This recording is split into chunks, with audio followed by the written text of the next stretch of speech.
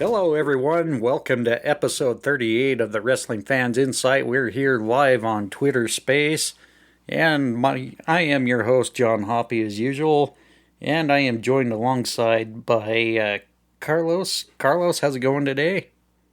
It's good. Feeling oozy, I guess. I'll take it over Scripsy still. Okay, sounds good. Because if you ever say that shit again, I might slap you with a wet trout. Dang. Yeah, We're coming in violent today. You obviously watched some Ring Final Battle. Hey, it's been a rough couple weeks here, although one good thing's coming out of it, so that's, I got to get my aggression out somewhere, so. Yeah. All right. I'm here for the team. All right. As long as someone's willing to take it, I guess, so. But anyways, also with us, Heather. Heather, how are you? I'm doing good. Just been struggling a little bit with my memory as usual. And that's what I wanted to talk about, y'all. I've got fibromyalgia, and it causes what is fibro fog, and it really screws with my memory. So I just wanted to tell y'all, so if I have a problem remembering something, y'all just bear with me. And, I'm not very knowledgeable as William, John, and Carlos, but, I'd like to think what I make up for it with my love of the sport and my passion for the sport. So, like I said, y'all just bear with me, y'all. And that's all I got to say, John. No, I think you need to end it with your usual line. What? Roll Tide, bitches? Yeah, there you go. See? Look, this is the Wrestling Fans Insight. We're going to make sure we emphasize the word insight, because everybody thinks I meant the other word insight. No. Look up the meaning of the word insight I have in the podcast title. You folks will understand. That's why we got that nice little bloody graphic as our cover art. Is it next to Tyrus? Is that next to Tyrus? Maybe I don't read it for that reason. I don't know. But Heather, I appreciate you sharing that, Heather. Because I think the big thing, is getting more people that are, on your side is just sharing with people and giving people knowledge of what goes on. So thanks for sharing that with everybody. I really appreciate it. I think that's awesome. Yeah, because sometimes I feel kind of dumb, if I don't remember what happened on the matches or something, but I'm just I'm trying to do my best to keep up, but it's just sometimes my mind is just no, you can't remember that. It's I'm just doing my best, but I'm just trying to keep up with the matches that I do remember and just go over those. That's the best thing I can do, just keep up with it as best I can. Well, and that's I personally started taking notes because I'm always thinking 20 things at one time. So if I don't take notes, I won't remember. I'm oh yeah, what happened yesterday? But yeah, like I said, I keep up with the winners and losers as best I can, and then the matches that I try to keep up with. There's some ones that really stick out. I remember those. I try to keep up with the different ones, but sometimes I just draw a blank, on really what happened, on through it and everything. But like I said, I'm doing the best that I can. No, and we appreciate it. I mean, yeah, fibromyalgia, I can't say I experience it. The only thing I can really say that I have close to it is gout, and gout is not exactly fun either. I don't ever wish that upon even my worst enemies. But fibromyalgia is definitely much worse because it can really take a toll on you, not just on the physical pain, but it, like you said, it can cause brain fog and it will mess you up. And yeah, it really does. People don't understand, especially if they never experience that. I don't wish it upon them, but if they ever understood the type of pain that is, I'll tell you, it's not an invisible illness, folks. It's real. It's just as real as any other disease out there. It's not fun. And it goes back to what the message is a lot. A lot of our friends on Twitter talk about, just kindness, because that's the real reality of the world is that we don't know what everybody's dealing with, every day of their lives. For some people, just getting out of bed it's a big thing. So I think that's why, again, we got to just kind of spread that message of just being kind to one another. And wrestling's fun, and it's fun to debate. But at the end of the day, we all have love for each other too, and that's what makes it fun. I think that's why it's just always being about positivity and kindness. Because we don't know the struggles that people that deal with every day in their daily lives. So I think that's why it's important just to treat others like you want to be treated and show them that kindness. Exactly. And when everybody hears our show, if it's a first time and they hear us being kind of like snarky with each other. We're doing it out of joking because we really do love each other here, and we know we just like to give each other a bunch of shit. So, that's part of our group here is we like to have fun and make sure everybody's having a good time, and we hope you do too. Those of you who do listen to us, because life's too short to be too serious and hold grudges. I mean, just be understanding of other. Well, not always be understanding, but like Carlos mentioned, be kind, be respectful. What's up, you guys? I'm Sean Ross Sapp. And someone's listening to Sean Ross Sapp. Thank you, Carlos. Yay, for $5 a month, you too can join Fightful Select. I was going to say, don't worry, Fightful Select will charge us a fee here on the podcast. No, he's been wanting free plugs, so there you go, SRS. You're welcome. Anyways. But anyways, yes, thank you again for your message, Heather. I think sometimes with us getting the reminders out there, people go through different things. Be kind, be respectful. People go through lots of different things, especially mental health-wise. Physical pain that we don't know what each other's going through, so...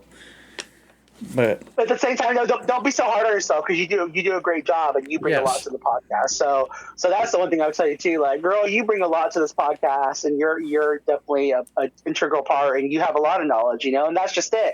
I think there's different. Every fan should be with whatever their knowledge is or their fandom. Like, that's a great thing too. We all represent the spectrum too. So you offer a great deal to this podcast, and I'm glad to be doing it with you. Thank you. I appreciate that because I'm really doing the best I can. Well, I built this platform, too, to get everybody's views across because, we all have different opinions on how we see the product. But at the same time, it's fun to get together and talk about it, too. And we enjoy having you, Heather. Like Carlos said, I think you're being too hard on yourself because we're just here to have fun. And I want to give a shout-out to Heather because ever since she's joined our team, I have noticed quite a difference in her. She first started out very shy and a little bit reserved, but now she's not afraid to go vulgar and slap the shit out of either of us, so That one time when we were get to meet up in person, we better watch out. Well, I'm gonna just tell her don't forget the other cheek, Well, I think it was the original episode we started on Twitter Space where I can't remember. I think I mentioned it was like someone would always ask like a random question on Twitter. If you ever had the option to meet somebody off Twitter, would you do so? And in a joking way, I said, I don't want to meet Heather because she's starting to turn violent on us. It's like, hell no, I don't want to be a part of that shit. But again, if the location's the seller, we know not to, Like again, if it's the boiler room, we'll have to respectfully decline on that one. Or just make sure public place with witnesses. Or just make sure I'm on the right side. Make sure I'm on the right side of the jail cell, please. Thank you.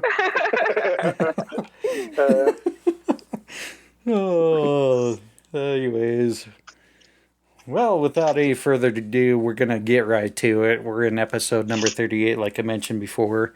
We're going to just kind of get through the weekly programming fast because the main part of this episode today, we're going to focus on Ring of Honor's Final Battle pay-per-view and also NXT's premium live event, Deadline, which happened all last night, Saturday, December the 10th. So, any thoughts going into Raw right off the bat, you two? I think it's a good week to kind of skip over it. To be honest, like I just, I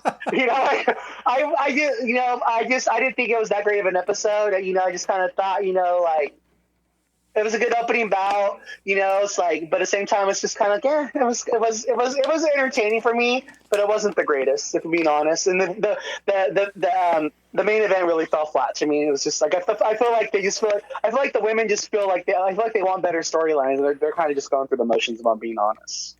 Well, I thought the women deserved the main event, but not the women they used. I think exactly. It should have been swept around. Exactly. I totally agree with you on that one. To me, it should have been Bayley, Asuka, and Rhea Ripley in the main event. And yeah, I agree with that. To me, they should have switched spots with Alexa, Nikki, and Becky Lynch there. So that would. And I feel like a good problem that they sorry. Go ahead. Finish. No. You're good. Go ahead.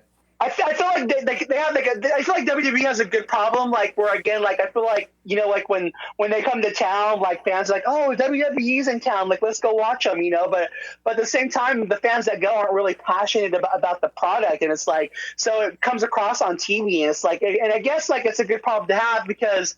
Like, they're making money and they're selling good tickets, but I'd rather have the AEW crowd of 3,500 who are passionate and are into everything because it just makes the product seem so long, and especially with a 3-hour broadcast, it's just like it's like it's a chore, but it's still fun. I still enjoy watching it, but it just doesn't flow well because the crowd's not into it, and it's like look at getting the Ram. Look how.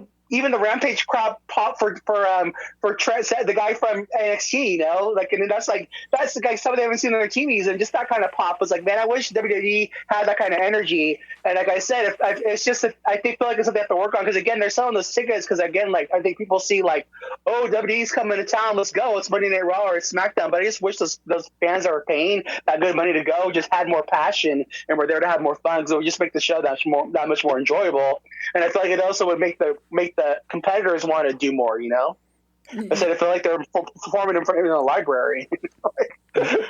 Right. And, crowd says everything with how performers will execute. And, in every town is different, just depends. Yeah. Just depends where they land. I mean, obviously you go to Chicago, which they are going to this week, so we'll be seeing, yeah. Yeah, you go to Chicago, you better expect a wild crowd, but you could end up somewhere like Lincoln, Nebraska, and you probably get crickets, But even AEW goes up to all those places, and the crowds are still lively. Like I said, it's just people are going because of the name recognition, but it's like, man, have some fun. Throw some T-shirts out during the break or something, man. Get this crowd going. Give out free coffee or Starbucks. I don't know. Yeah, I think all the political nuts would go crazy with the Starbucks, but oh, geez, right. Just being a smart ass, but anyhow. Dutch. Do you guys have Dutch Bros, Heather? No, not that I know of. Okay, gotcha. Fine, Dunkin' Donuts. There we go. Yeah, Dunkin' Donuts. Yeah, I think we actually just barely started getting Dutch Bros here in Utah. So, oh, nice. Yeah, they're starting to pop up everywhere, almost like Jack in the Box now. Right. But anyhow, let's get right to the results real quick. For Monday Night Raw, the Usos get the victory over Matt Riddle and Kevin Owens. Bayley defeats Asuka and Rhea Ripley in a triple threat match to battle whoever wins the later triple threat match to determine the number one contender. Why not just make it a 6-woman match? Who knows? Mustafa Ali gets a DQ victory over Austin Theory, which was supposed to be for the United States Championship, but we all know titles don't change on those. On a disqualification or countout. Sorry, I should have specified. The OC gets a victory over Alpha Academy and Baron Corbin, which I kind of find that little injustice for Corbin being repackaged. Dominic Mysterio gets a victory over Akira Tozawa. And as we mentioned earlier in the main event, Alexa Bliss defeats Nikki Cross and Becky Lynch in the second part of the triple threat women's match. So I believe it's next week we're going to end up seeing Alexa Bliss versus Bayley, and the winner of that ends up being the... Oh, sorry, my bad. I was just yawning. You little smart ass. Alexa Bliss and Bayley will end up facing next week, and the winner ends up being number one contender for Bianca Belair's Raw Women's Championship, which I'm not sure. I would imagine that's going to end up being on a Raw episode, because we're still quite a ways from the Royal Rumble there. Yeah, going right into the NXT, Axiom gets a victory over Von Wagner and Andre Chase, which was supposed to be for the final spot for NXT Deadline's Men's Iron Survivor match. Tony D'Angelo didn't waste any time, gets a victory over Zion Quinn. Charlie Dempsey. Or Zion. Yeah, Charlie. You're just at it today, aren't you? I'm gonna be like the old guys in the Muppets, you know, just.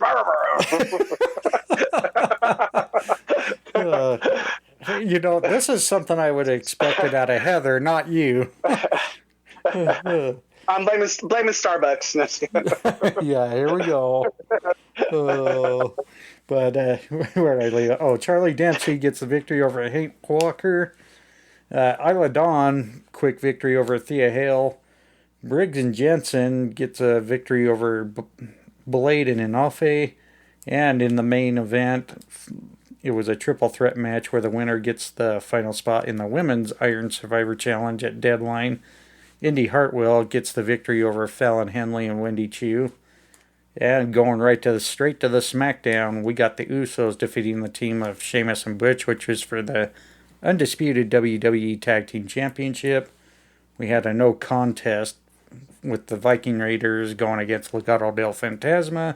Thank you, Hit Row, for ruining that. Ricochet and the New Day get a victory over Imperium.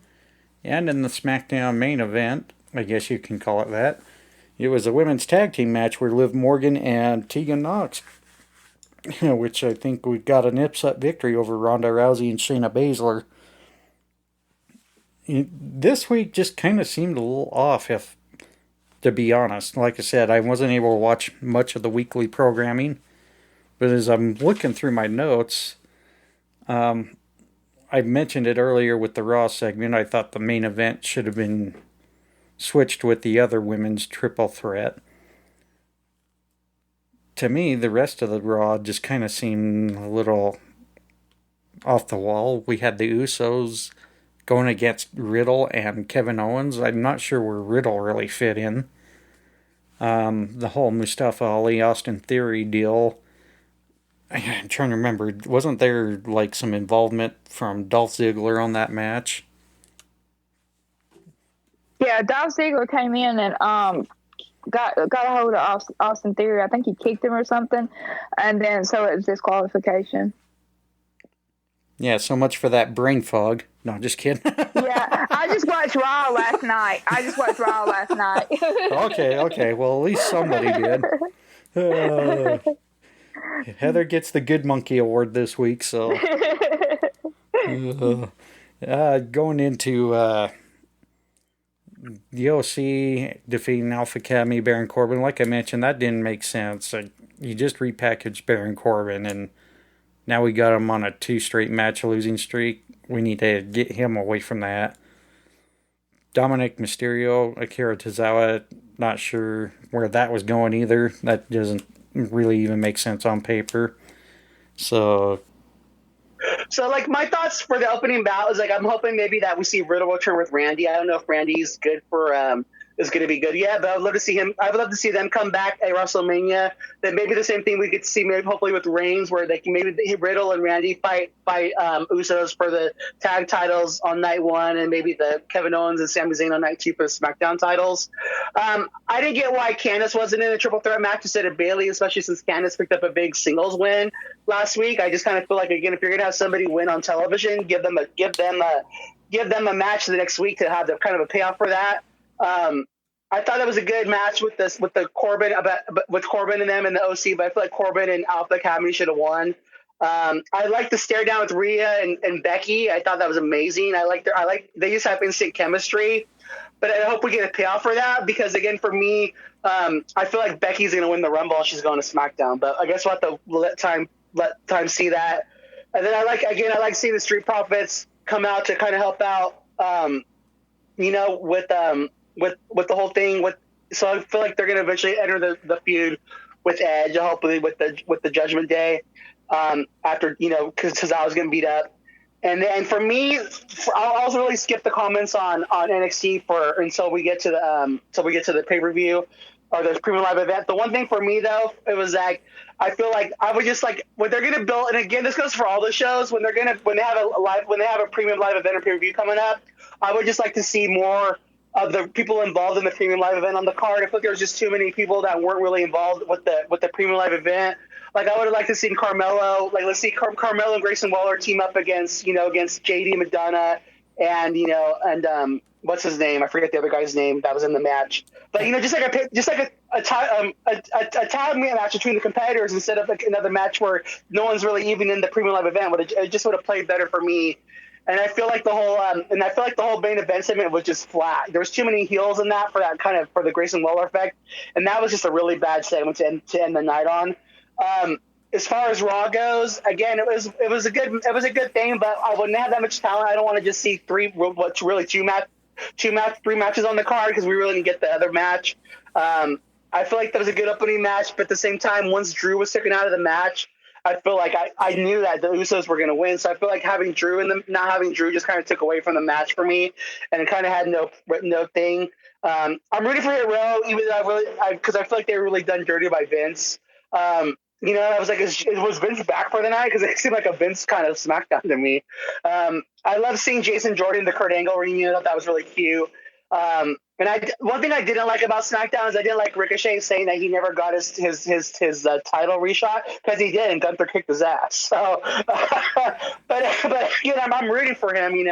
I'm rooting for him, and I do like that they actually did a video package for Tegan, kind of highlighting her past from NXT. It's like, was that hard? Like it got me. I automatically got me invested in it. So I thought that was good. So, and then again, I like that we're finally going to probably see a match between Wyatt. I like the character development. I like the idea for him. I would like the idea of a alternate persona and him having two different characters. And even like not do that. Why not have maybe even like Dexter Lumis has like a good guy, bad guy persona. I like where the character's going with that. That's kind of all I have for WWE programming this week, besides a premium live event. All right, Heather, did you have anything to add?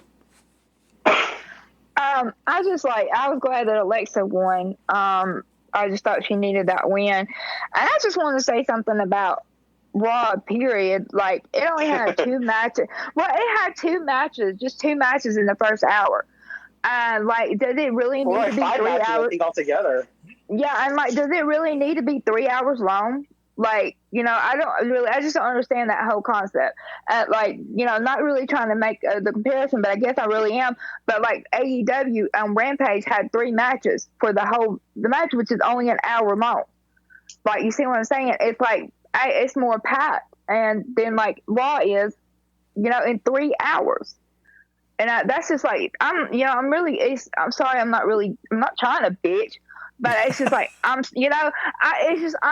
just doesn't make any sense to me for it to be a 3-hour show and not hardly have any matches in it. But I agree with you. Yeah. I guess that's the whole sports entertainment thing, I guess, Well, not just I think in this day and age where people we're getting smaller and smaller attention spans. I feel like they should go the route of NXT. Like in NXT, you'll get 8 matches in 2 hours, and it's like you have the talent for it. And that's the thing. That's one thing of my big things too. They act like they don't have all these superstars. If you have the talent, give me some more matches. Give me one long match. That's what I would like. Let the main event be 20 minutes. But everything else, I'm like you. We're getting shorter and shorter attention spans every day of our lives. Give me some shorter matches, because asking me to sit through these long matches with 2 commercial breaks is just too much. Yeah. Well, and that's, I feel you. That's been my gripe for quite some time. Is Raw being a 3-hour show. I think you got just as much talent on the Raw than you do the SmackDown, but you still see a lot of crossover between the two brands. The one thing I would say I've always changed about Raw is move it back to 2 hours, but the problem is you see money. You see promotion. You see a lot of promo to match ratio, and it's so scattywampus. And that might be just because I'm old school pro wrestling fan. You didn't have all this extra promo shit that you see in the ring or off the stage, whatnot, than what you saw back, in the Crockett days, or when you watched an episode of WWF Superstars. That was only 1 hour programming, and shit, I think they had more matches in Superstars than they do on Raw, Just like Heather mentioned, I don't know, and I don't know everything to the business for sure. I can't really say what's really success or not, but in my opinion, I just don't like that. I would rather see more matches, but you, in the sense that Jim Ross has mentioned many a times on Grilling with JR, you can actually still tell the story in the ring in the match. And I think they need to somehow find that recipe and put it back in the stew pot. And like go back to like how when like Raw used to do, like, I mean, back in the day during the Attitude Era, like have the promo with the match, you know, like have them go out and talk for 30 seconds or whatever, then that leads into the match. And they need to start doing more of that stuff instead of just the backstage promos, this promo, this other. It's like have it all intertwined together and just make more sense. Because to me, it's like they book just we got to fill up 3 hours, but it's like fill it up with action, you know. Like that's my same thing with even the premium live events. It's like I don't need to see a recap when you just had a you know, like a pre-show that recapped everything. Like quit treating me like somebody like I was watching one of those shows on Fightful and they made it too. Quit treating me like I'm dumb. Like quit treating me like I'm so stupid. Like I don't remember any of this stuff. Like reward my fandom and the fact that I am a loyal watcher and just get to the action, man. Yeah, and you know that's one thing even Ted the Hillbilly Hills mentioned on his program a lot of the times. He doesn't see a point to watching the weekly programming. He just waits for the premium live event because pretty They're much gonna recap it all anyways. Yeah, you've already seen the story just in the recap. So what's the point? You know? Yeah. The WWE kind of defeats themselves doing that. They sometimes. do. They totally do. Yes, absolutely. And I don't really have anything else on the weekly programming. Heather, did you have anything else to add? I'm just tired of the freaking Usos. Yeah. Wow. How do you really Heather, do you need a hug today, or do I need to send you some more peppermint ice cream? Oh, I never did. Shit. I'm just like, every time they come out there and they say something, I'm like, okay, yeah, okay, you're gonna win. Okay, bye. I just hope for their sake they never wear a Georgia shirt anywhere in public because that'll really set her off. Yeah, this won't be the wrestling fans inside. It'll be college football fans inside now. We're going to take a small break and we're going to come back to our thoughts on NXT Deadline.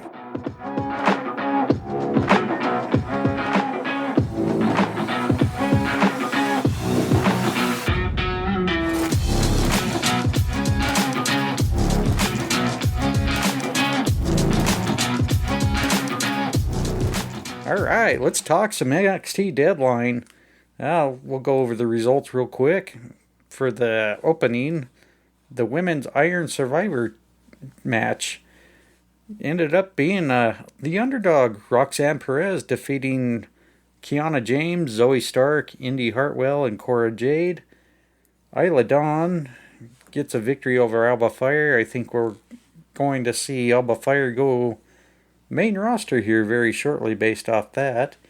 For the NXT Tag Team Championship, the New Day become the new champions after defeating Pretty Deadly.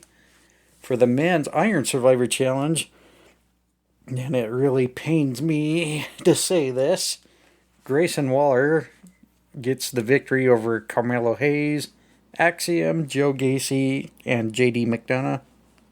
And in the NXT Championship match, which I felt this was definitely Braun Breaker's best match yet.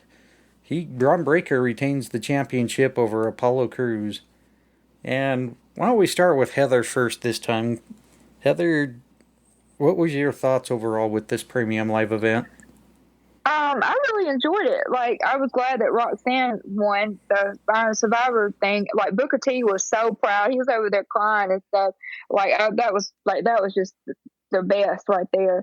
And I thoroughly enjoyed the New Day versus Pretty Deadly match. That was just a fun, entertaining match right there. Especially when they did the twerk off. Like, that was just so funny. And then they did the tribute to Eddie Guerrero where they passed the belt around. Then they all fell out in the ring. Like, that was just the funniest. And I could not stand the fact that Grayson Waller won. Like, I literally could not stand that. But like, I enjoyed the whole program. Like, and then I was thankful that Braun retained his championship. And there's like the shit with the official with Isla Dawn and Alba Fire. Like, what was that? Like, that was just weird. But, I'm just like, it was a pretty good show all around. Well, the whole thing with that was the referee that Isla Dawn sprayed the poison mist in this week's programming of NXT. I guess after Isla Dawn got the victory over Thea Hale, Alba Fire came in to try to get revenge on Isla Dawn, and she was about to actually spray the poison mist on Alba Fire, but Alba Fire ducked, and the official that was officiating that match was the one that took the mist to the face. Oh, yeah. So it was more of kind of like he got the witchcraft spell from Isla Dawn, and as soon as Isla Dawn touched him in that match, that's when he started doing all that hocus pocus bullshit. Yeah. I forgot about that part, yeah. But yeah, I was just like, what the hell is this shit? Like, what is he doing? But, I mean, yeah, I enjoyed the program. I thought it was really good. And honestly, kudos. I thought the referee did a good job with that spot, too. I mean, it actually made me laugh, and my wife actually came down and watched a little bit of Deadline with me, and she even thought that was pretty awesome once I explained it to her what had happened. And so, but anyways, Carlos, you're up to bat. So I just want to start off with a shucky ducky quack quack in honor of Booker T. So again, like I was telling John earlier before we started, like I kind of just I was because I had to work yesterday, so I had made a decision to just kind of listen to the first half of the program on my phone while I was working. But then after hearing so much about how Kiana James kind of killed it, I went back and watched the match, and it was a really good match. And again, I wish they would just dump her gimmick because she's a really good wrestler, and I wish she would have got a pinfall in that. But again, all the women killed it. My biggest thing coming out of Deadline is I want to see a lot of call-ups for the women's roster. Like John and I were talking earlier, I would like to see, Toxic Attraction, Indy, and then also Alba Fire, and then Start all come up. Just bring them all up to Raw because Raw needs the women, and it would just add so much to the storylines. But again, I was happy for Roxanne. I enjoyed having Booker T on commentary for her win. It was like the proud little. Rosemary's on line 1 and she wants to know why you're still in her gimmick. Because that's what I feel like when I see Isla Dawn. I feel like it's a knockoff of Rosemary from Impact Wrestling. That's honestly my opinion of her. And again, I just hope it means her win. I hope it means Alba Fire is coming to Raw. The New Day Pretty Deadly. That was a great match. I shared Heather's sentiments. I thought that was the whole thing with the belt thing was great. And again, it was a really great match. And again, it's a different thing of tag team wrestling. That was just more sports entertainment. But again, they really wrestled well in the match. I loved it. So again, I like Pretty Deadly, the fact that they wore Christmas attire, and I think the reason for giving New Day the win was I hope that it means, I think with them touring again with Vengeance Day, I think they want a big name on the card. And again, just like the women, I hope that this loss means that Pretty Deadly's moving up to the main card because I think Raw could use another heel tag team besides Alpha Academy always having to take the loss. And again, I love Grayson Waller, so I don't know why we're getting all this Grayson Waller slander. I mean, you guys just treat him just like you guys treat the Miz. But I hope Ted. The whole time I'm watching this match, I just keep thinking about Ted the Hillbilly Hill because Grayson was totally doing heel antics during the whole match. Just his psychology and the way he was playing the match. I mean, he looked like a seasoned vet out there. I love this. I love the psychology of the match. Him running away at the end, getting the pins right away, attacking the guys outside. I really thought Grayson Waller had a big night. And again, I hope that his win means Carmelo's coming up to the card. I would love to see Carmelo versus Seth freaking Rollins at WrestleMania. I think that'd be a good match for Rollins. And then again, a good win for Braun. But again, I was kind of ready to see him lose and get called up too. So again, hopefully this all means that maybe Grayson will always win the belt at New Year's Evil. But again, it was a good card, a perfect amount of matches, and it flowed really, really well. And again, I was pleasantly surprised by the Iron Survivor Challenge matches. I think it's a good gimmick match for NXT, especially after losing War Games. Yeah, and we've seen a similar event. I can't remember what the hell it was called, but WWE tried this similar idea many years ago with the ECW Championship, the World Heavyweight Championship. But it was a much different format. It was 5 guys in the match, but the match went a certain amount of time. I believe it was like 30 minutes, if I remember right, 25, 30 minutes.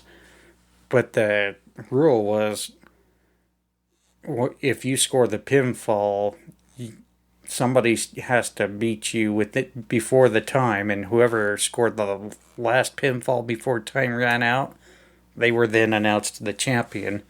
This was a little bit of different format. I loved the way it went to a point style. I do like the fact that if you got pinned or submitted, you had to go into a penalty box. The only thing I did not like, as far as the concept, was the time of your penalty started the minute you left the ring. And I think the only thing I would change about the Iron Survivor Challenge, I would change it to a 30-minute match, and the penalty at time doesn't start counting down until you actually enter the penalty box. That's one thing I would... Those changes, I think that's a good change. Yeah, I agree with that. I think that's the only change I would make to the Iron Survivor match if they do that again, and I hope they do, because I thought it was a lot of fun. I thought all 10 competitors did really well, and really there wasn't a bad match the entire Premium Alive event. I was actually really impressed with Isla Dawn, because I really never watched her wrestle before, and she really impressed the hell out of me with Alba Fire. The NXT Tag Team Championship, it's nice to see a different team in there from the main roster. I'm not sure, though, that putting the championships on the New Day was the right call. I would have loved to have seen Pretty Deadly, though I'm not a fan of Pretty Deadly. I think it would have been better to see Pretty Deadly walk out with the championships and continue their reign, just to show that, hey, they're a young team and they're still rising, and I think we're still going to see great things out of both these guys. If they make it to main roster, I really think they're going to have a hell of a future in the tag team division. As far as the NXT Championship, I mentioned before, I thought this was Braun Breaker's best showing. Apollo Crews is as athletic as he is and a great in-ring performer. I think he actually helped shine Braun Breaker a little more during this match. Absolutely. I think Braun Breaker is getting closer and closer to getting to be main roster ready here shortly. I'd give it probably Royal Rumble, and we're going to see Braun Breaker come in and show us what he can do when he hits the big stage.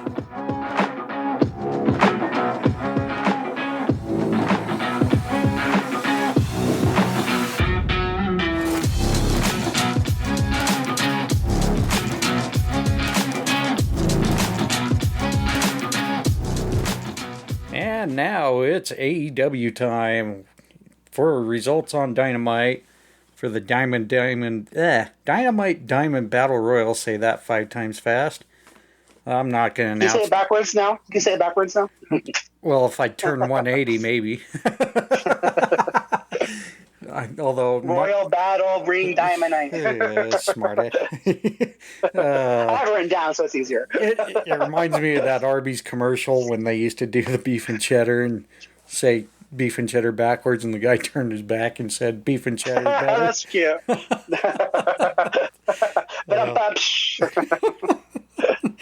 Oh, hell, we're having too much fun today, but that's good. So yeah, the cough medicine we're all on. For the Dynamite Diamond Battle Royal, I'm not going to announce everybody. I'm just going to say I think it was pretty well predicted by the IWC. Ricky Starks ends up being the winner, so this is going to be interesting. There's going to be 2 matches between Ricky Starks and MJF. The Diamond. There's only going to be 1 match. Oh, it's only going to be 1? Again, that's going to be one of my comments. It should be 2, but yeah, no, it's a winner-take-all match. Oh, that's... Dumb. Exactly. Yeah. Exactly. Yep, I agree. If you book this right, this should be 2 separate matches. I'm sorry. Exactly. Yep, I'm with you. They should put the Diamond Ring on the main programming, and the pay-per-view have the championship on the line. That would make sense. But well, to me, it could have just been on Dynamite. Have Ricky. Why wouldn't you want 2 matches? Soften your opponent up at the first match and then go after the gold. Yeah. If I was a challenger, that's what I'd want to do. Yeah, for sure. Well, thank you for updating us on that. I was under the assumption it was going to be 2 matches, so that's going to be pretty lame in my opinion. However, Ding ding. yeah, because you would think they would maybe try to put the diamond ring on Ricky Starks while MJF focuses mainly on the championship. So I'm not sure whose thinking was on that, but that did not go the right direction. Anyhow, for the TNT Championship, we see Samoa Joe retain against Darby Allin. What was a brutal match. Claudio Castagnoli and Wheeler Yuta defeat Jericho Appreciation Society members Daniel Garcia and Jake Hager. We have a 6-woman tag match. Jade Cargill, Red Velvet, and Layla Gray defeat the team of Madison Rain, Sky Blue, and Kiera Hogan. And in the main event, which I thought was a really awesome tag match for the AEW Tag Team Championship, the Acclaim keep their gold, defeating the team of FTR. And going into Rampage, we have Jon Moxley defeating, I'm just going to say his last name, Takeshita, because I can't pronounce Japanese or Chinese names worth shit. No disrespect to the talent, I just suck at it. I'm going to say it's the Regina DeWave Championship. Hikaru Shida defeats the Bunny. Lee Moriarty and Big Bill Morrissey defeat the team of Izzy James and Clayton Bloodstone, a couple of jobbers. And for the AEW All-Atlantic Championship, Orange Cassidy defeats Trent Seven, who just made his AEW debut. I don't think he's All Elite yet. But He's not. He's not? Okay, I wanted to make sure of that, because I think they just barely made Renee Paquette All Elite, finally. But, yeah, that was quite the surprise there. Carlos, let's start with your thoughts on the programming this week. So, again, like we were just talking about before, I feel like, again, if just common sense booking would be Ricky Starks should want 2 matches. And again, and for me, I just feel like because TK wants to keep the ring on MJF, so he can use it for cheating, but it's like, let's move on. He's the world champion now. He doesn't need it no more. For me, I would have liked to see more people. And with the again, I feel like the whole what was the I want to know the rhyme and reason for who was in the battle royal for the diamond ring, because it made no sense to me. I feel like they could have done a better job of having people have feuds start with people who are limited, like they did with Jungle Boy, who's probably gonna have a feud pretty soon with the firm. But I like but again, that was Jungle Boy's first time being in the match since the pay-per-view, which is kind of scary too. I love the promo between Starks and MJF. That was just amazing. I think Starks held his own, and then again, hearing that he originally had no, so then he just kind of went off the cusp, went off script, and just kind of spoke from his heart. I just thought Ricky Starks held his own, and again, I really hope TK doesn't drop the ball with him. Again, I don't want to guess, but I assume I would like to see, we'll talk about it later, but I would like to see if Ricky doesn't win the match, I would like to see Ricky go to Ring of Honor and be their champion, and have, and eventually maybe come back at the end of the year, because I think you got to keep that momentum, because he's proven himself that he can hang in the main event. I thought Joe and Darby killed it, again, but again, I don't really like Joe being a double champ when they have so much talent. So I really didn't like that. I don't really like that Mox didn't address what Regal said in the promo when he came to talking. And then the one thing for me that I didn't like was with the 6-man tag. And again, this is just kind of lazy booking. So if you watch Dark Elevation, Amy Sakura beat Madison Rain. And so you had someone beat somebody who's never on TV, and then now you have Madison Rain on TV. That just to me, I wasn't even interested in the match, because I had no believability that those people stood a chance in it. And again, for me, I would like to see maybe the Forbidden Door be open. And I would like to see maybe Savannah Evans and Tasha Steelz come in to team with Hero Hogan and go against Jade and the Baddies. I think that'd be kind of cool. And of course, my 2 favorite tag teams in the main event. So of course I love that.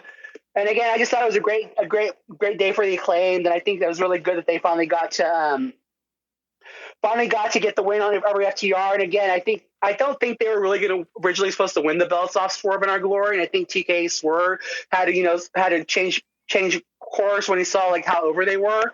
And I think they proved him right by doing that, by just their great. I mean, they can hold their own with this great tag team. And again, I just thought it was an amazing main event, and I liked seeing them, get the win over FTR. And we'll talk about it more when we talk about Final Battle, but I think FTR is on the way out of AEW. And then of course Moxley and Tech should have. Now I want to say the story, so I'm gonna just say. I talk too much smack with Heather, so that KT. I'm gonna say it like that.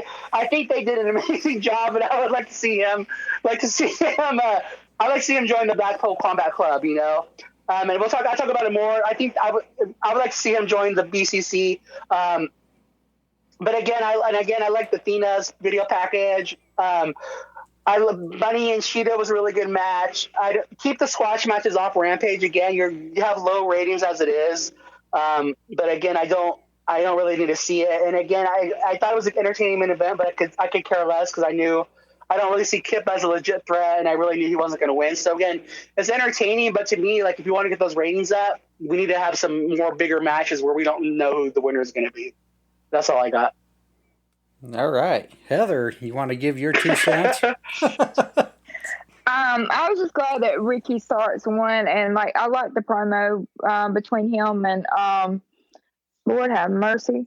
Who did he have the promo with? MJF? Yeah. That one guy with the scarf? Yeah, I enjoyed that promo right there. I thought it was a really good promo, and I was happy that Claudio and Wheeler Yuta won. And what was the whole purpose of Jay Cargill and Red Velvet and Leo Gray going Madison Rain, all them? I just didn't see the purpose of that match. FTR and the Acclaim was a really good match. Of course the Acclaim retained. I thought but it was a great match.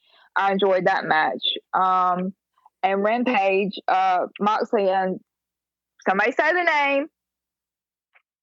I can't say the name. Takeshita. Just say. Or as Carlos would say, take a shit. That's Heather's fault. Shout out to Moxley and Takeshita. I thought that was a match, but can I just say something? Enough with the blood. I can understand, they like the blood, because a lot of people like that, but you get slightly hit and you're pouring blood. I know y'all like that. I think it's just enough. It's just a little bit too much. But I mean, that's just my opinion. I could be wrong. I'm with you. I think it's just getting a little bit too much. But yeah, and the Moriarty match. Okay, there was no purpose in that, none at all. And and of course the Orange Cassidy Trent Seven match. That was a pretty good match too. But yeah, enough with the blood. I have one thing for you guys really quick. Do you guys think we're getting Mercedes teaming with Saraya in January? I don't know. It's going to be interesting. It's interesting, right? I actually just saw that where you posted in our group chat where it said that she's pretty much done with WWE. Yeah, that Mercedes was going to be pretty much done with WWE, and who knows, because you see those pop up, and sometimes those get planted by the talent too. Just they get the attention to drive away, and then next thing you know, we end up seeing them with the promotion that they said they were done with. I mean, I've seen that so many damn times over the years that that's why I stay away from, try not to quote too many dirt sheets and news sources, because sometimes that shit will backfire on you. At the same time, Tony Khan, he's promoting this match a month out. It's pretty. I got my eyeball emoji out. I think it's gonna happen. He's got to pay it off big. Yeah, I mean, if Mercedes is really as pissed off as she made it sound when she felt disrespected by WWE creative management, I would not doubt, and I would not put it past her, that she goes and ends up signing with AEW or Ring of Honor or any of the other independents out there. I mean, I truly feel if she wants to continue being a superstar in this industry. I actually talked with Ken, Mr. Gentleman. I don't know if you listen to the Mr. Gentleman Lifestyle podcast. He actually brought it up in a tweet that he hopes that Sasha doesn't sign with AEW. And I'm kind of on the fence with that. I think right now, yeah, I wouldn't sign any kind of long-term with AEW right now because I think they're kind of having a few issues with how they book the women's division, for one.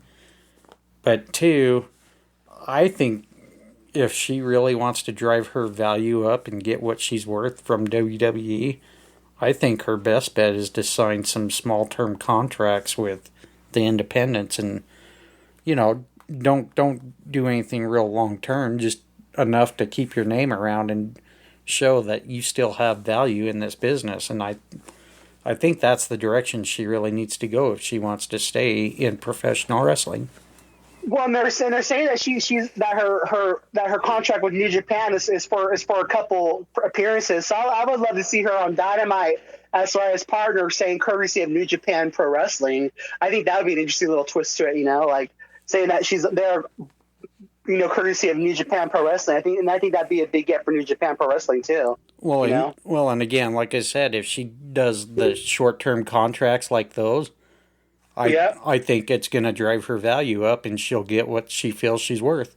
And that's just it's a smart move. Yeah. It is a smart move because that's the thing. WWE doesn't want to pay her what she wants, and for me, I'm like her, I'm on Star Wars, bitches. That's what I tell them. Like pay me, that's exactly what I tell them. I'm on Star Wars, bitch. She doesn't need them; they need her, and that's go get that money for the women. Why not? Get what you think you are worth. She has nothing to lose, everything to gain. Yeah, 100% with you on that. Heather, did you have a thought on that? I know. I just saw the article that y'all had shared, and I don't know. They was talking about how she was asking for too much money or whatever, but I think she deserves everything because I think she did a good thing for the company, and I just think that she deserves whatever she's asking for. Absolutely, because she's a crossover star. I mean, hello, everybody loves her. Well, I wouldn't say everyone. I mean, there's lots of mixed reactions on how her and Naomi handled that situation, and I see both sides of the argument. But you also have to look at the fact that WWE was starting to really fall if Vince McMahon kept running things, and thank God the company is saving itself from that demise. I think they're definitely rebounding, but I think in a way where right now Mercedes has the advantage. She's got the power to negotiate and drive her value up where she needs it to be, and it's a smart move. Did I lose you two? Nope, I'm nodding my head. I agree with you. And again, for me, no, and someone even said, because I was reading a thing from Meltzer too. I was reading about this all this morning. I was checking the different sites, and it's like he says, all these stars in WWE's making billions of dollars. All these stars are underpaid in reality. They can afford it. Pay the woman. Right. I kind of understand WWE's model because a lot of the talent makes their commission basically off the merchandise sales, and some businesses you have to be kind of smart with like that, and that's kind of like the industry I'm in. They're tires. John Cena doesn't even know the name John Cena. They own it. That's crazy. Right. To me, you shouldn't own a real name. I'm sorry. No, that's nuts. That's like saying. Of course, when you're first trying to get started, you're gonna say, yeah, that's fine because you want to get signed and you want to get paid. But my gosh. Well, yeah, I think if a lot of them were smart, they would ask find a friend in the legal business and say, hey, what should I do to protect myself so that I don't get screwed in case things go south? And I think that's a big mistake a lot of talent make before they sign with someone like WWE. They don't know. Yeah, they don't know their worth. They just take the deal because they want to get paid. But yeah, I agree with you. Yeah, I think if there was any case, definitely hire an agent that knows the legal battles and how to protect your image and brand, and go with that. His name's Mojo Rawley. Or Dean, what's his name now? Dean, that's what he started, as a little talent agency for all the wrestlers. Yeah. Dean, Mahada, whatever his real name is, Yeah. Anyways, Dean, take a shit out. No, skip. Wow. And we will soon be seeing Carlos make a guest appearance on Smack Raw. Smacking it raw, yeah. if you listen, you can have. If you listen, Matt Reader, you can have that one, all right? Oh, we're going to take a short break, and when we come back, we're going to get right into Ring of Honor Final Battle.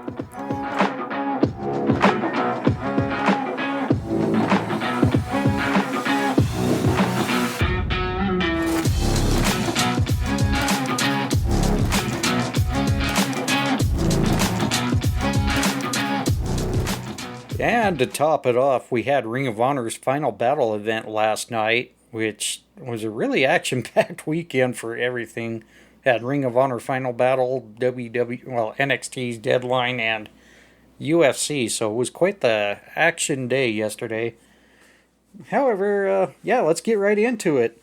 For the Ring of Honor Final Battle 0 Hour, we had Jeff Cobb defeat I hope I pronounce it. I might need your help on that, Carlos. Mascara Dorada? Was that right? Mascara Dorado. Yeah, see, I can do those ones. Well, yeah, I would hope so by now. Nothing like a little racist host here. Jericho Appreciation Society members Matt Menard and Angelo Parker defeat the team of Eli Isom and Cheeseburger. Willow Nightingale gets the victory over Trish Adora, and Top Flight defeats the Kingdom. And for the main card, which looked like it was a pretty damn good one, unfortunately I missed the first 4 matches. So AR Fox and Blake Christian defeat Roosh and Dralistico. Is that right? Dralisto. I think, just Dralisto. Oh, thank you. Dralistico, yeah. Yeah, it's Dralistico. Just call him the other brother. The other brother.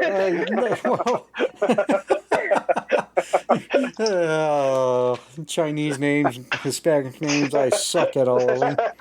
We're going to start doing a little... Check for the emojis later on. Oh, boy. Here we go. For the Ring of Honor Women's Championship, Athena dethrones Mercedes Martinez. Congratulations to Athena. Acknowledge me on calling that one out. Acknowledge me. Yes, good job, Carlos. Thank you. Pat on the back like Barry Horowitz right here.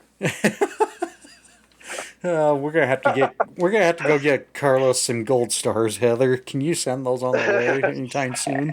Yeah, I'll send them soon. And some rainbows will be good to go. Rainbows and gold stars. Okay, you got it. Sweet. In the third match, I think this is appropriate to say Keith Lee defeated Shane Taylor Promotions. Right? Yeah, sounds good to me. Even though it was swerving our glory, but no, Keith Lee defeated Shane Taylor Promotions for the What impressive! Oh my gosh, you didn't see that match, huh? No, I didn't. He caught Shane Taylor coming off the ropes. Really? Yeah. Oh my god, it's amazing. You're kidding me. I'm not kidding you. You have to go watch it. Keith Lee caught Shane Taylor coming off the ropes in his arms. Yeah. Shane Taylor is not exactly. He's a big boy. Yeah, exactly. That's some impressive. strength. That was impressive, yes. For the Ring of Honor 6-Man Tag Team Championship, the Embassy dethroned Dalton Castle and the Boys. That definitely was, I think, very predictable. That was obvious. Yeah. Captain Obvious, table for one. but this is where I actually was able to catch the event for the Ring of Honor Pure Championship. Wheeler Yuta once again becomes the first 2-time Ring of Honor Pure Champion, defeating Daniel Garcia. The Ring of Honor Tag Team Championship, which was a double dog collar match. The Briscoes become, once again, the Ring of Honor Tag Team Champions, defeating FTR. Poor FTR, this was not their week. For the Ring of Honor Television Championship, Samoa Joe retains against Juice Robinson. And for the Ring of Honor World Championship, thank God, Claudio Castagnoli makes Chris Jericho submit in the swing. And I think that's the first time anyone's tapped out in a Superman swing, wasn't it? Yeah, Yeah. it was. I mean, he spun that guy around. Picking on the elderly like that, very foul. He very should have. foul. He should have swung him into the audience. Right? Oh Wow. my gosh! To the Usos, just saying to the Usos. Jeez. Dang, Heather. And this is our co-host Heather, who manages to hold the integrity of the name in sight. Oh, Lord. Should have someone in Mexico and stole his passport. Wow. Holy shit. I'm kind of at a loss for words here. I don't know if I dare say anything else because Heather's adding to the entertainment value this week. See, she's doing like the same like the promotions. It's like you set the expectations low by her little speech in the beginning. And she's like, oh, by the way, here's my silver tongue today.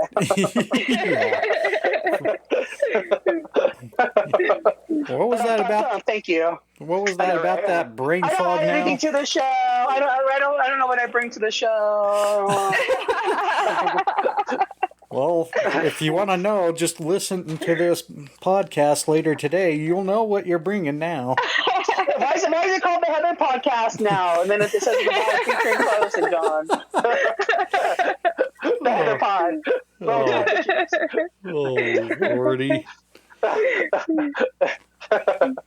Well, why don't we go ahead and, since she's already on a roll, let's let Right? Heather get it out of the way first. Okay. Yeah. I'm so glad that Athena actually has a belt now. I was hoping that she would dethrone Jade, but at least she has a belt now. I was happy that she did that. And yeah, it was actually Keith Lee that won the match because Swerve walked out. Okay, is it Gates of Agony or is it the Embassy? Because I keep hearing both. Well, the entire group is the Embassy, but it was the team of the Gates of Agony and Brian Cage. Okay, because I kept hearing both and I didn't know what the name was. So once I think they changed it. They might have changed it to Gates of Agony, I think, because I think they are just calling Gates of Agony now. Okay, that was a no duh match right there. And I'm so happy that Wheeler Yuta won and the Briscoes FTR match. Oh my God, that match was just crazy right there. I mean, it was just wild. And some of the things that they were saying during the match, he was like, and one of the FTR, I don't remember which one, he said, murder him. He said, fucking murder him. I was like, oh my God, I heard him say that. And that match was good right there.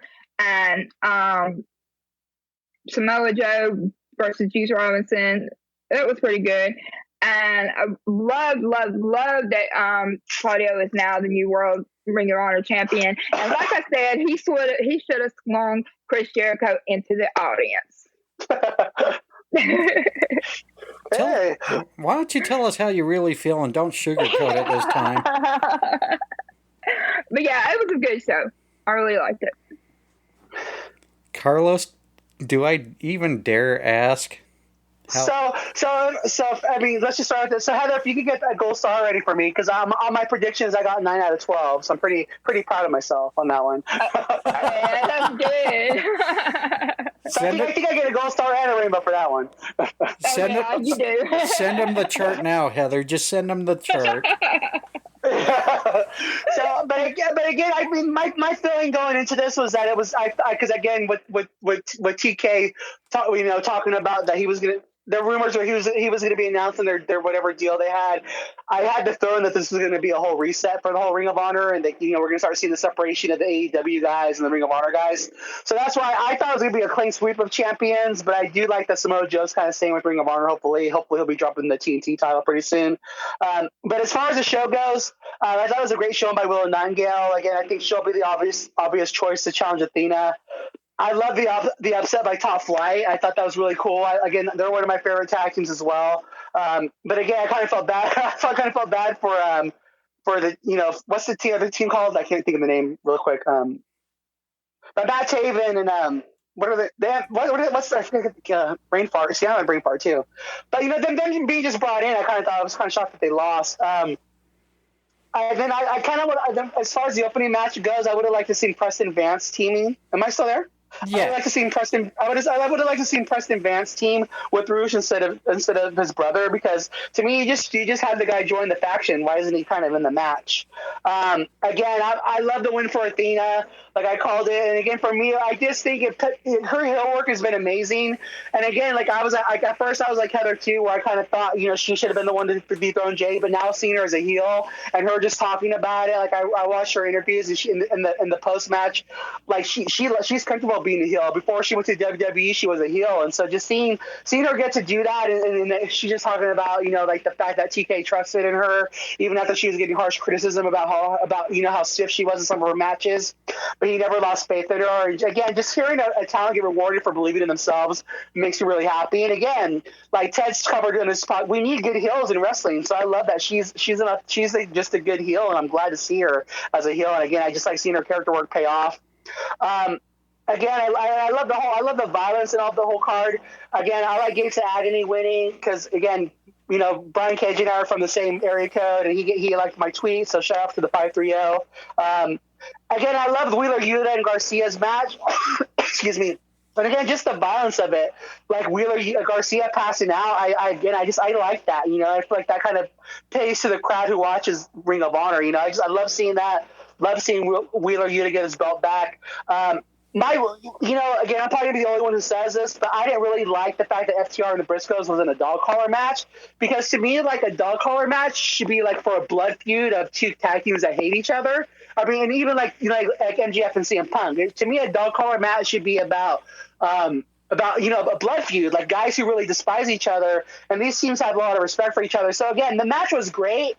And again, after seeing it, I liked the match too, because at first I thought it should have been the Ass Boys, but again, seeing the payoff and seeing the Briscoes win, I get it now. And again, it was an entertaining match, but to me, again, it's one of those things like just like how WWE is getting rid of the Hell in a Cell pay-per-view and actually saving it for the ending of a feud that warrants it. I would really like to just see the dog collar match be saved for a feud where you have a good heel and a good face, and where the heel needs to get the faces to get their comeuppance on the heel. And that's my only thought about that. I love Claudio getting the belt back. With the rebranding, I would like to see Claudio and Wheeler stick with Ring of Honor, and I'd like to see maybe a new BCC for AEW with Konosuke, and maybe even Daniel Garcia joining Mox and Bryan Danielson on that side, and representing them in AEW. And then my one thing, and the reason why I picked Claudio to win, is because and this is just with Jericho being so inside Tony's ear, I really think we're going to be seeing a face turn by Jericho soon, so he can feud with MJF. And I think even though I think that's what's going to happen with Jericho, I think he's going to turn face so he can feud with MJF for the title. And that's kind of all my thoughts about that final battle. Yeah, I definitely like the fact that we had Athena take the championship off Mercedes. One, because Athena plays a heel really well, as you mentioned before. I love the fact that we've moved all the Ring of Honor championships to the talent that more than likely are going to be representing and being moved to that brand. Unfortunately, I'm hoping they continue the Blackpool Combat Club. Unfortunately, it's probably not going to have the original members as it did before. Like Carlos mentioned, it'll probably compose of Moxley, Danielson, and 2 new members, because if they put the championships on Yuta and Castagnoli already, that's pretty much a sure sign that we're going to see them move on and being taken off the AEW programming. As far as the whole thing with the Swerve in Our Glory, I don't know why they continue to team those two together. The last 2 matches, they went their separate ways in the middle of the match. There's no sense to continue that angle. Have Swerve and Keith Lee go at it and get this over with. Have them move on with their single careers. Although it was a good match, with watching the Wheeler Yuta, Daniel Garcia, I loved the way that Daniel Garcia actually found a way to take the rope advantage away, the 3 rope advantages away from Wheeler Yuta in that entire match. 2 of them, he pretty much forced it. Wheeler Yuta didn't have a choice because he was on the rope, and that's what broke it. That shows you what a great heel Daniel Garcia plays. The Ring of Honor Tag Team Championship collar match, I don't think we really needed that to be a collar match at all, like Carlos says. Collar matches need to be for those who really hate the hell out of each other. I also kind of feel AEW's used the dog collar match just a little too much already in the 3 years it's been operating. I think we need to really reserve that match for something very special. A pay-per-view match, yes, for sure. I just don't think we need to use it more than once a year. Probably even once every couple of years is more than enough, to be honest. Especially with what Heather mentioned earlier in the AEW programming. Too much blood lately. It's kind of gotten old. I really wish maybe we just get away from that just for a little bit. I can understand it once in a while. I understand accidents will happen once in a while. And that's fine if they bleed from an accident. But the blading and all that other stuff, I just think it's run its course, and you're kind of insulting the fans if you just kind of keep going with that same bit every damn time. Like when Hangman was the champion, he was bleeding every damn title defense. Does he really need to bleed every damn title defense? Not really. The Ring of Honor Television Championship, smart move to keep it on Samoa Joe. I think he's going to eventually pass the TNT Championship back to Wardlow. I'm pretty sure that's what's going to happen because we see the promos between Wardlow and Samoa Joe. And the Ring of Honor World Championship, I love seeing Claudio get that back.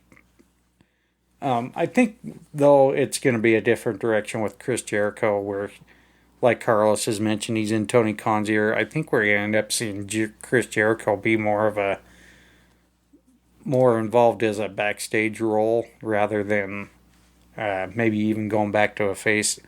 Who knows? You can't even go wrong with him going face and trying to challenge MJF for the championship. I guarantee you it's happening. Yeah, I'm not going to challenge you on that because you've been doing pretty good lately these last 2 weeks with your predictions. So, yeah, I'm not going to challenge that. It's really hard for me to comment on the rest of that card. Like I said, I didn't get to it until right at the Ring of Honor Pure Championship. And if I didn't have things to do this whole weekend with a new job title and everything, I would have been on everything this week. So my apologies for dropping the ball. But luckily I have 2 co-hosts that were definitely on it this week. And I appreciate you both. Words will never... That's what a team's about. That's what a team's about. Exactly. Words will never express how thankful I have... if I can get it out. No words can express how thankful I am to have you 2 join the team with William and myself. So we appreciate you 2 each and every week. I don't really have anything else to add to Final Battle. Do you have anything else, Carlos? Well, I think maybe we can just talk a little bit on the air, like we talked about, like we were talking about before, so we started recording about the Ring of Honor deal. I just think it was I think it's a big L for Tony Khan. I think, again, for me, like to backtrack a little bit, I think he picked like the wrong week to stop talking about Ring of Honor because I feel like he was like even on both programs, he kind of wanted to talk about the pay-per-view and promote it, but he wasn't going to because he was trying to listen to the fans and be like, I don't want to talk too much about Ring of Honor, but it's one more week. I wish he would have just kind of gone all in and just kind of promoted it more because it kind of seemed a little bit weird to me in that kind of sense. And again, for me, it's just one of those things where like, with the Ring of Honor, with they being on Honor Club, like we were talking about earlier, I wish he would just include the pay-per-views for $9.99 a month. And I wish that he would also put the AEW back catalog on there too, because obviously Warner Discovery doesn't want Ring of Honor programming, and I feel like Tony Khan is using like that maybe as an excuse for the ratings being down again. But again, I just wish we were getting more of the AEW catalog and maybe the Ring of Honor pay-per-views for free with the programming on there for the $9.99 a month. Then I think it'd be totally worth it. Heather, did you have anything else? No, I don't have anything else. Yeah, I'm right there with you, Carlos. The thing I'm a little disappointed is you already have the streaming service for Ring of Honor, and we talked about this earlier. Yeah. To me, I don't think it would be that much more difficult to just get the AEW brand under that. The one thing, the one thing I would change though is AEW is already well established Wednesday nights with the Dynamite program. It's on TBS now, right? I can't remember. Correct. Yeah. Yeah. You're good. Yeah. So, okay. With that being said, take your Rampage program there on TNT. See if you can work out a better deal. Get a 2-hour time slot. If you can't, the 1-hour time slot's fine because Ring of Honor programming, I believe, was only 1 hour anyway. To me, change the label from AEW Rampage to Ring of Honor Rampage, or give it a different title. I don't care. You got the platform right there to get your other brand going. Use it. You don't necessarily need to have 2 shows for AEW right now. I think AEW and Ring of Honor just need to get their niche going. And once they get their niche going, then maybe we can look at additional programming down the road. But I would take one of the YouTube nights too, and whichever one's the smaller one, use that for your Ring of Honor. Use the other for your AEW. Then you got basically you got each brand having one internet show and one main TV show. To me, it shouldn't have been that hard of a concept. And then use your streaming platform for like exclusive content, like backstage interviews, or like how WWE does some of their specials, like the tape. Is it dinner for 3 or table for 3? Table for 3, yeah. Yeah, or have like interviews with different talent on their personal stories, stuff like that. But you can also use the streaming platform like WWE does with Peacock. You can use that for your pay-per-view / premium live events, whatever you want to call it. Honestly, I don't think fans would have any conflicts with that. Well, even like yesterday, and for me too, to piggyback off what you said, I would like to see even okay, we're going to commit to a year of doing doing Rampage live every week, and then if you want to still keep the Ring of Honor program separately, tape it the same day you tape Rampage, but just to make just something to show, hey, we're trying to make this work, and kind of go along with the ride with us, Yeah, I mean it's no different than when you watch WWE separate Raw and SmackDown. Even though Tony Khan owns both AEW and Ring of Honor, it's no different. Just make Ring of Honor the one night, keep it as the Ring of Honor roster there. The other night, keep it Dynamite and keep the Dynamite roster there. There's no need. Yeah, try it for a year. Yeah, try it for a year. Try it, see how it goes. If it does well, keep doing it. But if it doesn't, then just combine, then just unify the titles, and get rid of it. If you're not going to get the TV deal and make money off of it, why keep it around? Exactly. Because, I mean, the problem with the 2 promotions is they have too many similar championships. Yeah. You got the AEW trios where Ring of Honor's got the 6-man tag. I mean, the TNT championship pretty much holds the same value as the Ring of Honor television championship. Obviously, Ring of Honor World Championship and AEW World Championship. There's just no sense to having both brand titles on AEW's programming and vice versa. Then I think it's funny because the women's title is the best looking belt Ring of Honor because Tony didn't keep the new belt design when he brought the men's title. He went with the old one. And sadly, I actually like the original Ring of Honor World title. I do. It just brings, like the WWE, the big R logo in the middle. Well, kind of. You watched Jim Crockett Promotions turn into WCW. The version of the NWA Television Championship, the one that Arn and Tully and Dusty, The silver one, yeah. The silver, old school one, yeah. I agree. That was one of my favorite championships. One, I love the TV title, yeah. One, it's unique, and two, not every champion. The working man's title. Not every championship looks great in gold. I'm sorry. They don't. I mean, a lot of the belt collectors, you'll see the majority say they love dual-plated. I hate dual-plated belts. I either like it as the 24 karat gold, as they call it, or whatever it is, or I like the silver championship. I just don't like dual-plated. It doesn't do it for me. It does it for a lot of others, but I'm one of those guys that likes the original title designs too. Not necessarily all the original title designs, but some. But anyways, now that we kind of went off track on that, you're still with us, Carlos? I'm still here. Oh, okay. We're going to take one last break, and we are going to go right over our top 10s for last week.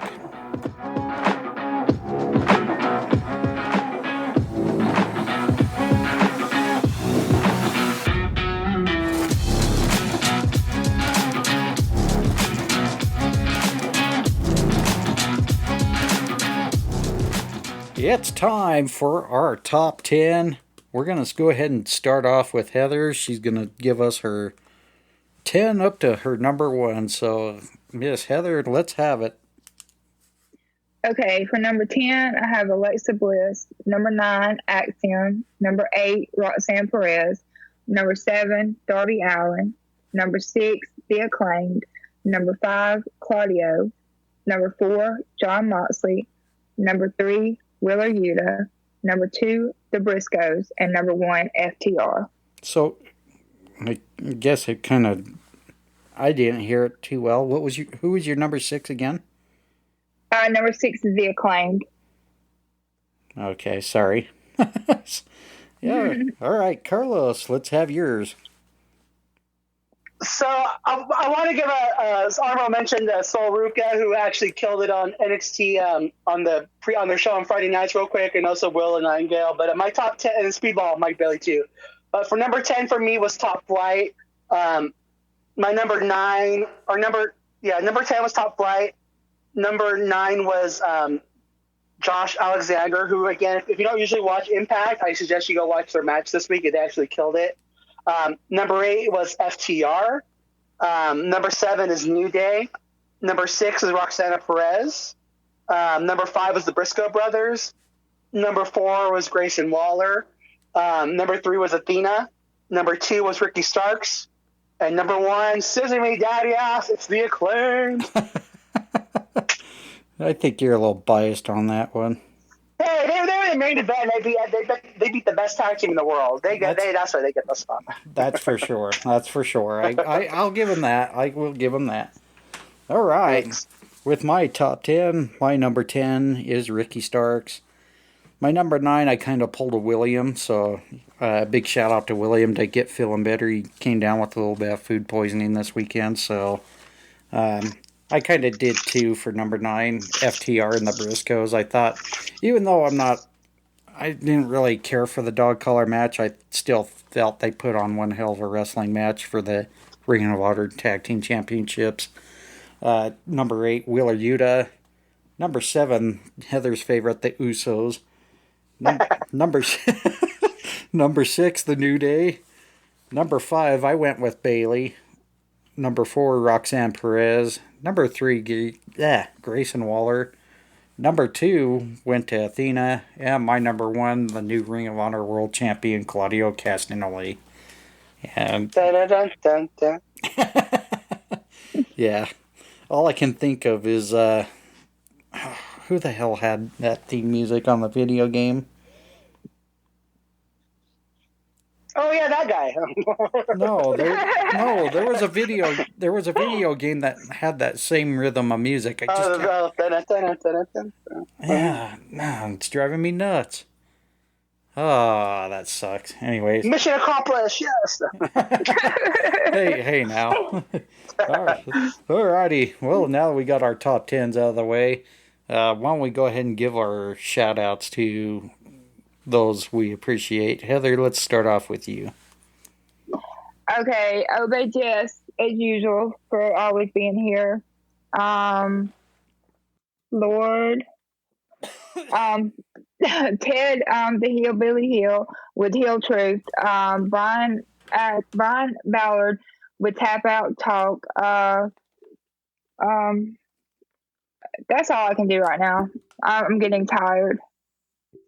No worries. Why don't we go ahead and move on to Carlos? So the ones that Heather usually shouts out is NWL Machine and then Vader from Wish. What's the name of their podcast? It's the Welcome to the Shiz Show. Welcome to the Shiz Show. They're very entertaining. They talk about more other things than just wrestling too. So definitely give our boys a listen. And then we just had him in the room for a little bit. But Santa Ralph, infamous Rated R, Sarah Execution 84, JB Styles, Speedball JB. Alan Theus at Alan Theus 23, and then Saint Wrestling 1. So all my shout outs for the week. Awesome. I want to give a shout out to a few individuals. One that just had a birthday recently and a little bit of a health scare, but we wish him well. William, he goes by @MagsMags on Twitter. Also want to give a shout out to Suki01. Shout out to Austin Boyer, who does the Wrestling World. Really awesome podcast he does there. Also want to say great job by Fan in the Van. He's been doing a really great job with his podcast. He does about 2 episodes a week. Same with 1420 Sports Bar. They do some really great insight with their knowledge of different sports. Also want to give a shout out to Today We Laughed and Learned. A couple of ladies there that will get you for sure laughing with some of their stuff. Not only they make you laugh, but they actually do a very good job with learning some different things that nobody probably ever really goes into and checks out the history of what they talk about. Also, Chimed In Podcast, and a new one they're not new, but newly listened to, Films and I think it's Films and Fermented Films. I forgot their alias. It just came to my mind. I'm sorry, guys. But yeah, that's it for our shout-outs. I want to go ahead and get our credits going. Thank you to Libsyn.com for hosting our podcast. Without them, we wouldn't be on every platform out there. You can also listen to us on iHeartRadio, Spotify, Apple Music, Good Pods, Deezer, all those other audio streaming platforms. If we're not on one, please feel free to let me know, and I will do my best to get it out there and upload it to their servers. And also, if you do listen to us on Spotify, Good Pods, or even Apple Podcast, feel free to leave us a 5-star rating and a review if you can. We appreciate to hear any feedback you have for us, and we'll even read them on the air for the next episode. Thank you to Pixabay.com for allowing us to download royalty-free music to use for our little breaks in the intro and our exit. You can also join us on our groups. More recently, we actually started a different Facebook page. You can find us at the Wrestling Fans Insight. But our main group is the Fans of Pro Wrestling. We also have a website, thefansofprowrestling.com. And also new domain registered. You can find us www.wrestlingfansinsight.com, which will take you actually right directly to our podcast page, and you can see every episode we've done so far this year. You can also leave us a voicemail at area code 385-367-4772. Leave us a voicemail, and who knows, maybe it'll get played on the next one, it might air on our next podcast episode. So, yeah, be sure to check that out as well. And more importantly, you can reach all of us on Twitter. Heather, you want to give your Twitter handle out? It's at BamaGirl_the_4_EVA. Bama Girl forever. And Roll Tide, bitches. Hey, she remembered this week. All right, Carlos, you want to give your two? Yeah, it's at C to the LOS 77, and then my nonprofit is at Conquer the No. Awesome. Thank you. No problem. And you can reach my brother who's missing this week at William, WILLIAM HOPPE number 8, William Hoppy 8. Send him some well wishes if you have a minute, and I'm sure he'd love to hear from anybody that he would love to interact with. And you can also reach me on 2 different Twitter handles. First, the podcast handle at WF Insight Podcast, and at John, John, WF Insight. Yeah, other than that, wish you all a great week. Hope you all stay safe. It is going to be snowing, looks like a good chunk of the country these next couple of days, so bundle up, stay warm. We'll be back again next Sunday on Twitter Space at 3 p.m. Eastern. And my co-host, do you two have anything else to say? No, I don't have anything to say other than thank y'all for listening. And thank you, John, for always having me. And I appreciate y'all. No, we love you, Stay safe, Heather. everyone. Stay safe, and let's keep spreading kindness is all I got to say. And that's all I got. Thank you. 100%. Be kind, be respectful, and, most of all, just be a decent human being, for heaven's sakes. It's the holidays, too, so you shouldn't need the holidays for that reason, but just always be kind. That's going to be a wrap-up for us. We'll catch you all next Sunday.